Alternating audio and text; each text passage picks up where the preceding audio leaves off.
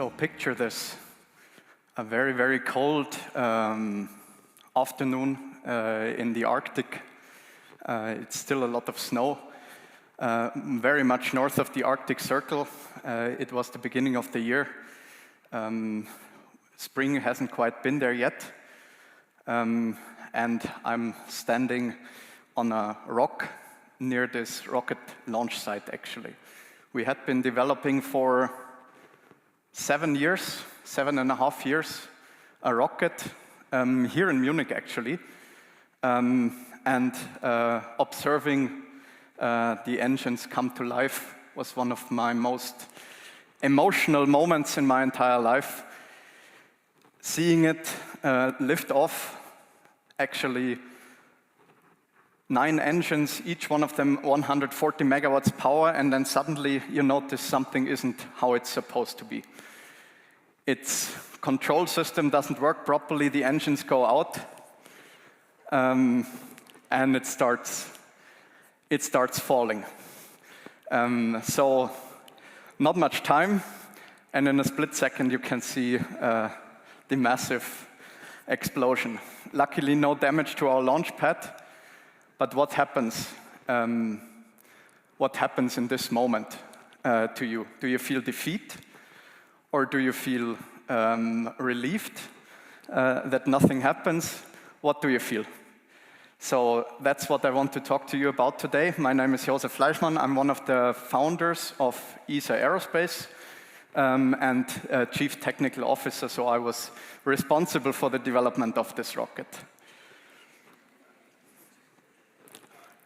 Nevertheless, it's a very, very, very complex development. And for me, this was success, massive success, even though it looked like an explosion, but it was learning. So I want to talk to you a bit today about how to apply fast iteration cycles in not just rocket development, but really also how to apply it in other fields of honestly work, but also studying, founding startup companies, or in your lives. But maybe let's take a quick step back, how things have been done previously in the space industry. So the space industry for decades was driven by large space agencies, NASA, ESA in Europe, DLR in Germany, large corporations like Boeing and Airbus. And the way that development was working there was often time-consuming, filled with delays, and very, very, very costly. So we're talking definitely years, sometimes decades. And even if there were great successes, really, really great successes, we think about the Apollo program, for example, things have become very, very traditional and slow, however. One of the examples that we can actually show here is the space launch program of NASA, which was started in the 1990s already, some of its predecessors.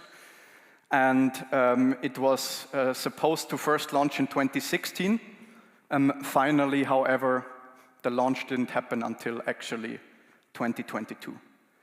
What was the consequence of it? Massive cost overruns, massive time delays. The rocket that is supposed to take the next humans to the moon or even beyond, each launch costs about 2 billion. So the massive learning from that here is the organizations who built these products, and I'm not just talking about this specific one, I'm talking about most of the space products here today. The organizations have become very conservative and risk-averse. Sometimes it feels like the biggest risk in such an industry is to take risks at all. So how do we do things differently? That's what I want to talk to you about today, the fast iteration cycle concept that we are applying. So you can see our rocket. You have seen it lift off, and you have seen it fall down and explode.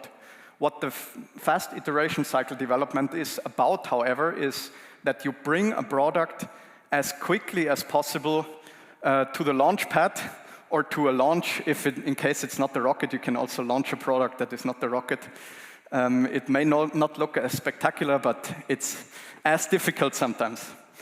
The reality is, it may fail during a test, but the thing is, to apply is, you have to learn from it, you have to get all the data and reapply it and bring the product back to the launch pad as quickly as possible and repeat that cycle until finally the final validation, a orbital launch in our case, is finally there. So it's really about maximizing the learning speed here.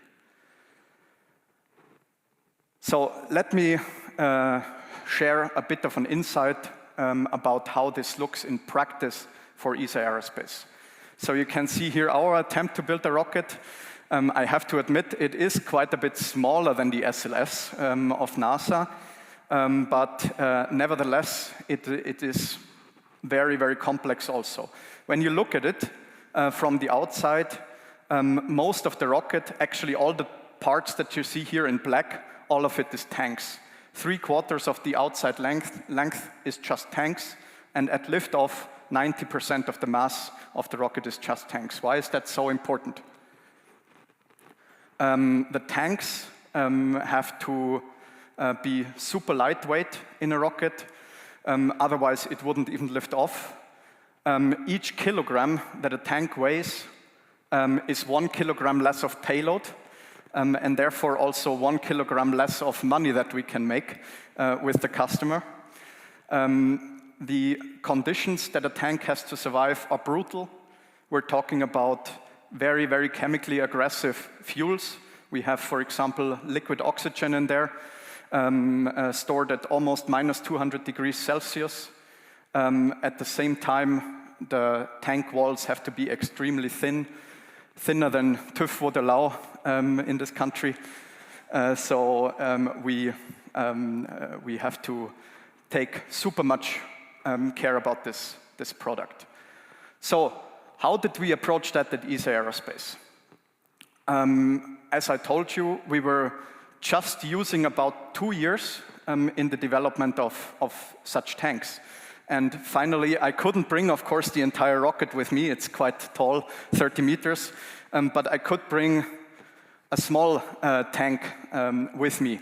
As I said, just a matter of 2 years, we can produce such a tank inside just a few weeks.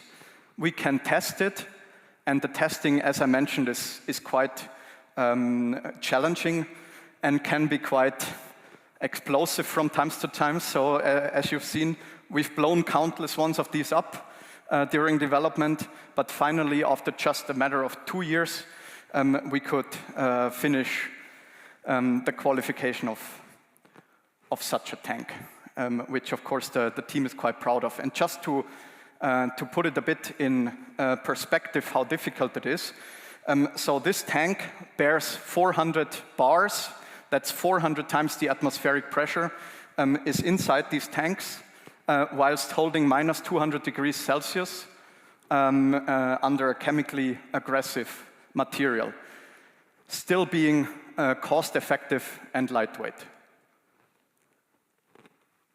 Another example, maybe even more important in rocketry, is the rocket engine. So our rocket engine is called Aquila, and maybe the rocket engines are the reason of why you talk typically about rocket science. So there are no books that teach you exactly how to do it. Nobody will tell you. Everybody keeps their secrets to themselves. So it's very, very difficult. Developing this rocket engine took us 4 years. That is relatively quick. I will show you later why. Now, how did we reach that in this case? First thing is, we have designed this rocket engine to be able to be additively manufactured, 3D printing. With that production method, we can actually get in our own factory the production time down to just a week for one of these engines. Then we can test it on our own test rigs that we operate as a company. And a rocket engine test is nothing simple, nothing out of the ordinary. We could finally complete this. And actually also here, I have a small example for you.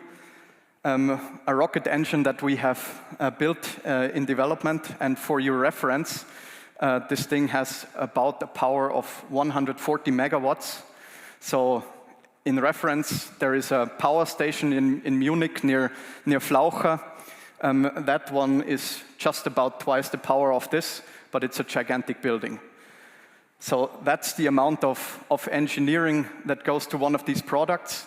And as you can imagine, an explosion is always close. And it happened to us quite a bit. But just to put it a bit in reference, why these 4 years that I was talking about are so quick. So yet another rocket from the old space industry, Ariane 6, which had its successful maiden flight last year after 10 years of development. It has an upper stage engine that was actually more than 10 years in development, and some of its predecessors were actually started in development in 1996. So I was a small child back then. They started the development of this rocket engine, needed in total almost 28 years in order to get this rocket engine into space. For us, just a matter of 4 or 5 years, and that is really all down to the fact that we really managed to iterate quickly, to apply fast iteration cycles into our development. Now, fast iteration cycles, let's generalize it a bit. Of course, you can apply it in rocketry. It's extremely challenging and, to be honest, sometimes quite hardware consuming, but think of it also as a chance that you can apply anywhere. Think of it as starting a startup company. I myself started one, ESA Aerospace. Every business case that you want to put out there, it hardly survives contact with the first investor. Some of you may still be students. In my opinion, the most successful students are the ones who go out there and iterate by getting feedback, by trying to apply what they learned in practice, and adapt to that as quickly as possible. So also there, you can apply the fast iteration cycles successfully. Now, really, some of our additional learnings that we got as a company. How do you, what do you take away from this? The first learning is really to not be reckless, let's say. So it sounds a lot like I'm joking about explosions, which of course you see a lot, but every one of them was taken a calculated risk. Just testing for the sake of seeing another test fail would be wrong. The next learning we took is really to take a learning from every single test, be it successful or be it a fail. That's really what every test has to be designed to do. And most importantly, probably, to push the boundaries with every single test. That's how you get forward as quickly as possible, because you want to move ahead. Just seeing a rocket launch explode somewhere is honestly almost fun, but the next one has to be better. And last but not least, try to apply your product or your process or whatever it is that you're working on, try to apply it in the operational environment as early as possible. Get feedback, get learnings from it, reapply it. That's, in our opinion, the way to succeed as quickly as possible.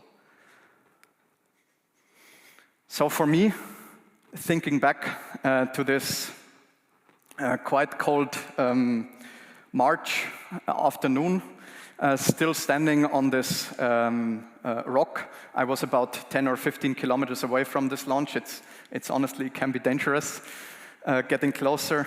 I was feeling very shocked at the first sight because I couldn't really see where the rocket fell. It could have fallen back onto our launch pad. It didn't, and luckily I got the message from the guys operating the security cameras after just about 10 seconds. So that was good for my nerves.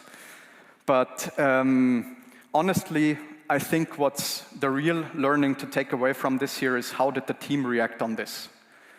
Everybody at the first moments was shocked, but in the next instance, we really made sure that we got all the data from our launch, that we got back as much hardware as possible, that we applied all of the learnings from it. We iterated on the entire hardware of the rocket. We iterated on the entire software of the rocket. We built the rocket again. It's actually preparing up to be launched again. So really, the team made this explosion a really, really successful test, a really successful learning by taking everything in that we could learn from it. And finally, we will be able to succeed from this. So the major takeaway I have here for every single one of you, applying this principle has helped me a lot in my entire life. I have not invented this in ESA Aerospace. I have already acted like that as a student. It has helped me a lot, as I mentioned, during learning. It helped me a lot during founding my startup company. It helped me a lot during development. So really, my homework for you would be to see where you can apply it. I think it can make every single one of you smarter, quicker, and better and successful, eventually with whichever endeavor that you're planning. Thank you.